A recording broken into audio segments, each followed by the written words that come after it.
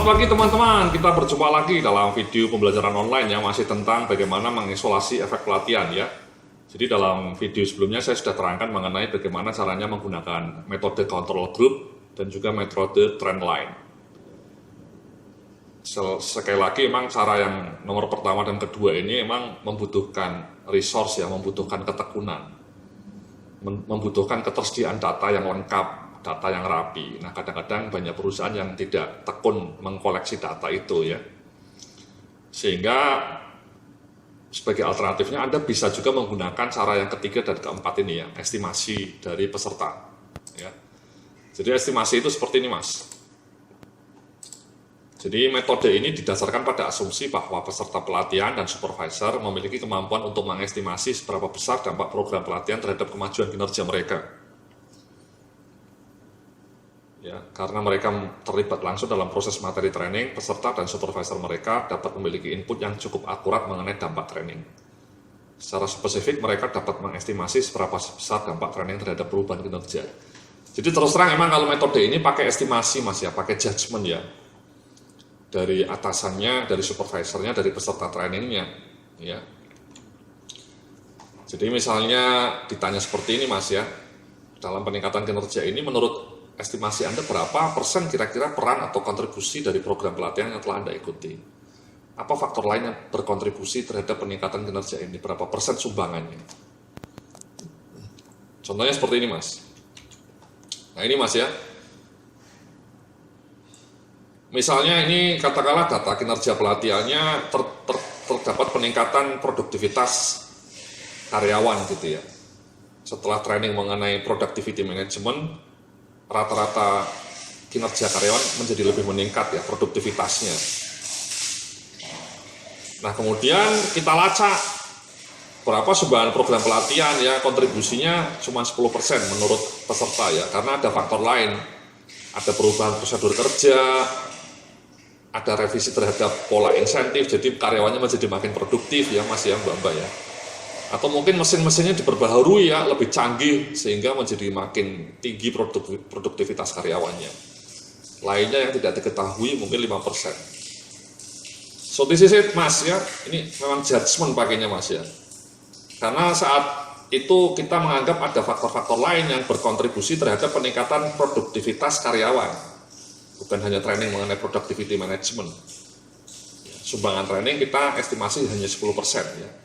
Estimasi yang konservatif menurut saya, konservatif ya. Dan karyawan lain atau pesertanya menganggap mesin itu lebih banyak punya peran terhadap peningkatan produktivitas karyawan di pabrik misalnya.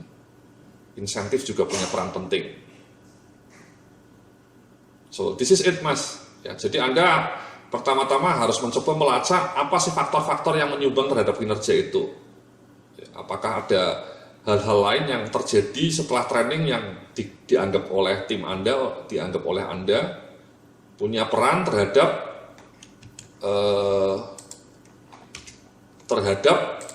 dampak training, terhadap perubahan kinerja tadi. Jadi angka 10% ini kemudian dikalikan dengan jumlah peningkatan kinerja aktual. Misalnya tadi katakanlah tadi Mas ya, katakanlah penurunan defect rate-nya tadi kan ketika kita cerita misalnya ya, ini ya, tadinya defect rate-nya 10 per bulan, setelah ada training misalnya menjadi hanya katakanlah 2 gitu ya. Itu kan ada 8 poin Mas, ada 8 produk yang berhasil tidak menjadi defect. Nah 8 itu ternyata sumbangan training terhadap angka 8 itu hanya 10%. Katakanlah 8 kalau setahun kan berarti kita bisa menyelamatkan produk defect itu 8 kali 12 ya. Sekitar 8 kali 12 Mas ya, kita hitung dulu ya. 96. Ya. Jadi setelah ada training mengenai quality management, defect rate-nya menurun menjadi 96 unit bisa diselamatkan ya. Nah setelah kita lacak ternyata perubahan defect rate itu terjadi karena ada mesinnya ya, mesinnya menjadi lebih canggih, defect-nya turun. Insentifnya mungkin diperlakukan kalau Anda bikin defect rate Anda akan kena penalti ya. Kemudian prosedur kerja mesinnya juga dirubah. Kemudian ada program pelatihan. Nah, pelatihan dari 96 defect rate yang bisa diselamatkan menyumbang hanya 10%, berarti itu ekuivalen dengan 9,6 produk. Jadi seperti itu, Mas. Ya. Jadi sama, Mas, kalau misalnya atasan sama ini ya, yang ketiga ini ya sama ya. Jadi estimasi peserta sama atasannya ya. Mirip itu estimasi intinya. Ya. Jadi sekali lagi estimasi itu cara yang sederhana, yang mudah. Ya, Anda tinggal coba melacak berapa perubahan kinerjanya dan kemudian berapa sumbangan dari training itu. Ini cara mudah ya, Anda tidak perlu bikin control group, Anda tidak perlu bikin trend line. Anda tinggal bandingkan data actual dengan, tapi tetap Anda harus mengumpulkan data actual, Mas. Data sebelum training sama data setelah 6 bulan setelah training Anda tetap kumpulkan. Jangan tidak dikumpulkan karena itu kuncinya. Kalau datanya tidak ada ya Anda mau apa, mau bandingin apa. Ya. Ingat tadi ya, di flow-nya ini kan ada kumpulin data dulu, Mas. Ya, ini datanya harus dikumpulkan, apapun caranya. Data setelah misalnya Anda bikin training mengenai quality management, ya data mengenai defect rate kumpulkan. Setelah Anda bikin training mengenai customer service misalnya, ya data komplain pelanggan Anda kumpulkan before and after training. Baru setelah itu Anda isolasi. Misalnya jumlah komplainnya menurun dari tadinya rata-rata per bulan 10 komplain menjadi hanya 2, itu kan perbedaannya signifikan, Mas ya, turun 8 kali. 8 kali 12 kan 96 kali jumlah komplainnya turun. Selama setahun Anda bisa menghemat biaya untuk mengurus komplain sampai 96 kali. Nah 96 itu berapa sumbangan training? Mungkin hanya 20%-nya atau 10%-nya, itu namanya estimasi. Nah setelah itu Anda konversi menjadi rupiah. Oke? Seperti itu, Mas ya. Clear ya.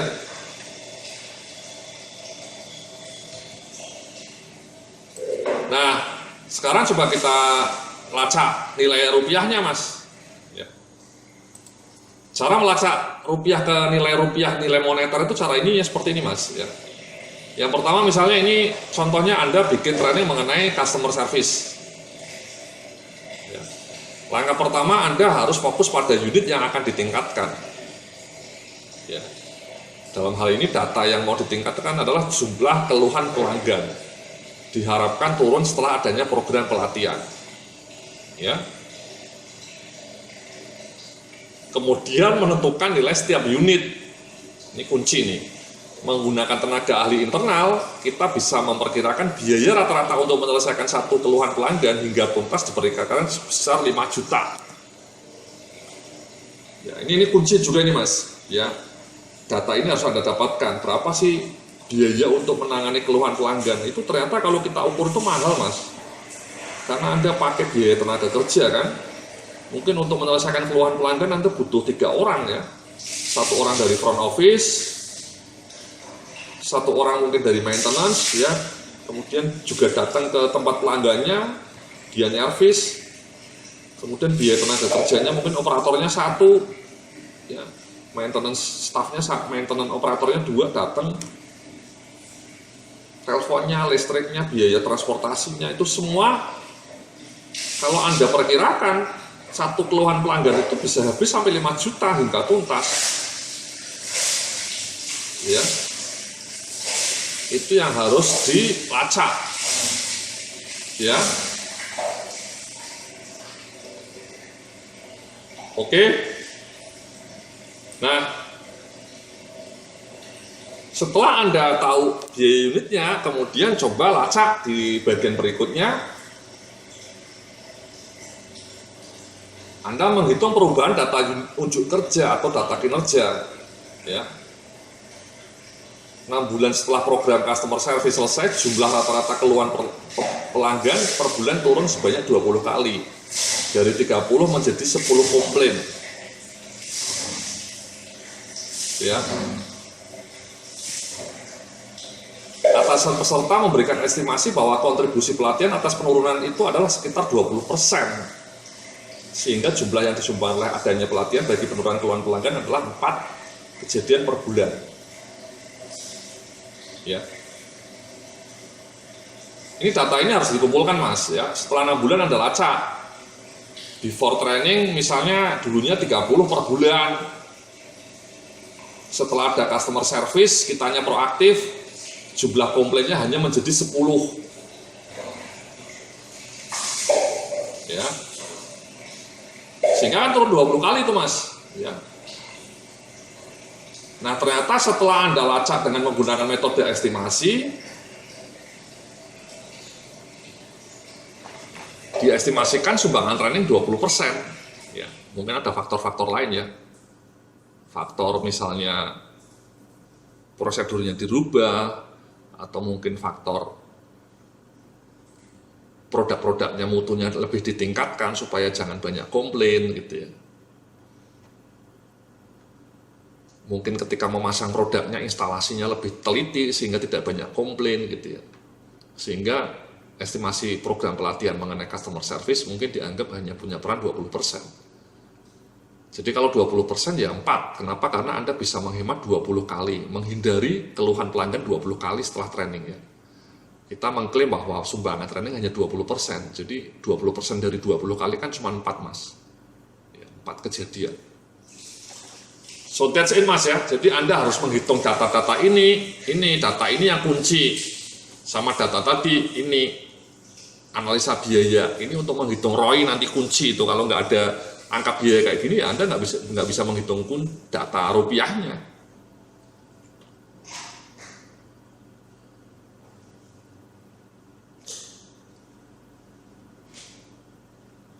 Nah setelah itu Anda kemudian lacaklah perubahan tahunan ya. Artinya setelah setahun ya, misalnya tadi mulai 6 bulan setelah training menjadi trennya hanya 20 kali komplainnya ya, dari 30 menjadi 10 komplain ya, bagus. Nah itu kan kalau disetahunkan itu kan signifikan Mas ya. Kalau disetahunkan, jadi sekali lagi ini ada 30 Mas ya, dari 30 menjadi 10 komplain.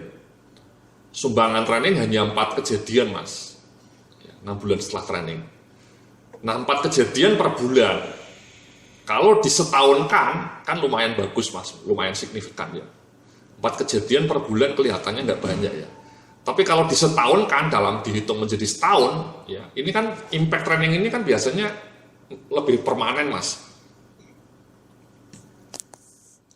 Jadi setelah training customer service-nya selesai, setelah 3 bulan dilacak, di-remind ya. Sekali lagi jangan lupa di-remind terus, supaya pesertanya menjadi aware mengenai materi training, sehingga persis setelah 6 bulan training itu terjadi penurunan tren keluhan pelanggan dari 30 menjadi 10.